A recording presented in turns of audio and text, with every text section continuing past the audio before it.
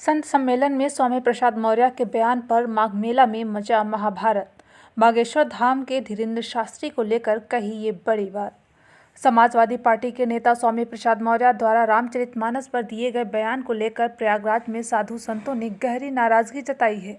माघ मेले में आयोजित संत सम्मेलन में इस विषय पर बोलते हुए साधु संतों ने कहा कि स्वामी प्रसाद मौर्य की बुद्धि नष्ट हो गई है और उन्होंने केवल राजनैतिक तुष्टीकरण के लिए ये बकवास वाला बयान दिया है। संत सम्मेलन में बागेश्वर धाम के धीरेन्द्र शास्त्री से जुड़े विवाद पर साधु संतों ने उनका समर्थन करते हुए कहा कि उनके पास साधना और कला का संयोजन है जिसे पाखंड नहीं कहना चाहिए। बागेश्वर धाम पीठाधीश्वर ने आदिवासी इलाकों में मुस्लिम और मिशन द्वारा कराए जा रहे धर्म परिवर्तन को रोका है, इसलिए उनके खिलाफ यह षड्यंत्र किया जा रहा है।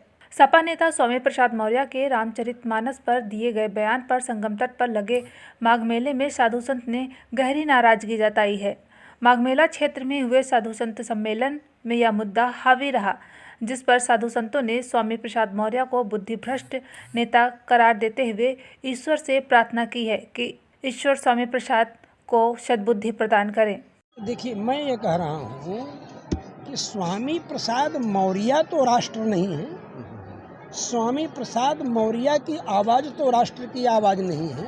स्वामी प्रसाद मौर्य तो न खुदा ही मिला न वसाले सनम के ज्वलंत उदाहरण हुए, क्योंकि वो भाजपा छोड़ करके चले गए थे सपा में, और जब सपा में चले गए वहाँ भी कुछ नहीं स्वीकार। गवर्नमेंट उन्होंने ख्वाब देखा था कि सरकार बन जाएगी और हमको फिर मलाई खाने को मिलेगी, इस लोभ में गए थे।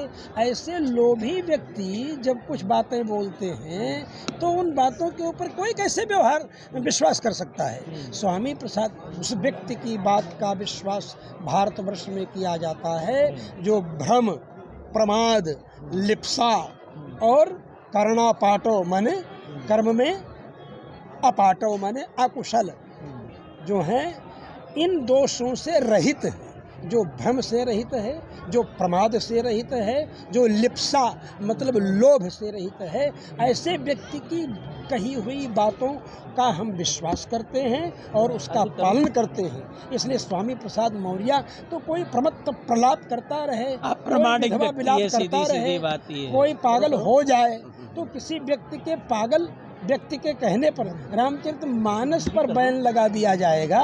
ये स्वामी प्रसाद मौर्य के कहने पर लगा दिया जाएगा। माफी मांगनी चाहिए। अरे वो माफी मांगने के लायक बुद्धि शुद्ध हो उनकी, पहले तब न माफी मांगेंगे, पहले उनकी बुद्धि शुद्ध हो। संत सम्मेलन में बागेश्वर धाम के मसले पर भी मंथन किया गया है। इस विषय पर साधु संतों ने कहा कि बागेश्वर धाम के पीठाधीश्वर के पास अगर कोई कला या साधना तत्व मौजूद है तो उसे पाखंड बताना गलत है।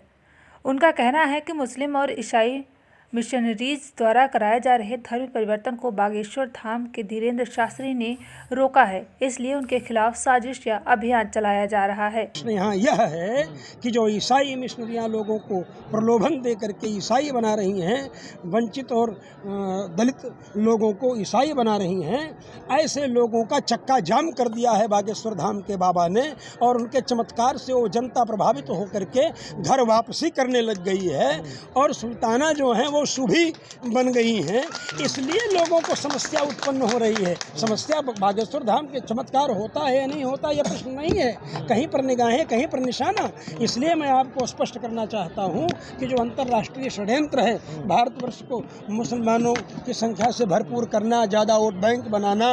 उधर संत सम्मेलन के मुख्य अतिथि शंकराचार्य वासुदेवानंद सरस्वती ने भी सपा के नेता स्वामी प्रसाद मौर्य के बयान पर पलटवार किया है। उन्होंने कहा कि स्वामी प्रसाद मौर्य अगर रामचरितमानस के बारे में कुछ भी कह रहे हैं तो यह एक अपराध कर रहे हैं और स्वामी प्रसाद मौर्य के बयान का कोई औचित्य नहीं है।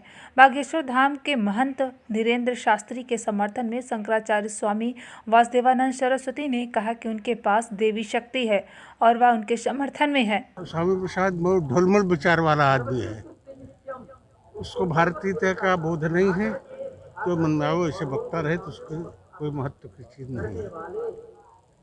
रामचरितमानस एक महापुरुष की कृति है, हमारे देश का एक आदर्श ग्रंथ है। वो उसके संबंध में अगर कोई कुछ कहता है तो अपराध करता है, भगवान उसको क्षमा करें। महाराज, बागेश्वर धाम का भी एक मामला चल रहा है जिसमें एक संत जो है वो बता देते हैं कि क्या पास्ट है क्या फ्यूचर है, तो क्या ऐसे संतों में क्या मानते हैं ऐसे जो वो भविष्यवाणी जो कर रहे हैं? अब वो उनका अनुभव है, उन्होंने उपासना की है, उनको अनुभव है, हनुमान जी की कृपा है, उनको जो अनुभव होता है वो बता देते हैं।